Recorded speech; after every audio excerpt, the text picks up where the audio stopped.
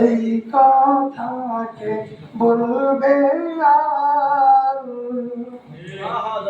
পালিয়ে গেছে কৌয়া কাদের কেউ জানে না খবর তার ভালো হয়ে যাও মাসুদ তুমি এই কথাকে বলবে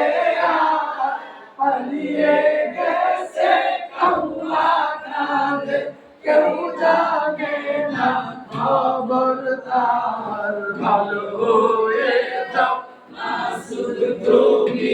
এই কথাকে বলবে আর পালিয়ে গেছে কৌয়া কাদের কেউ জানে না খবর তার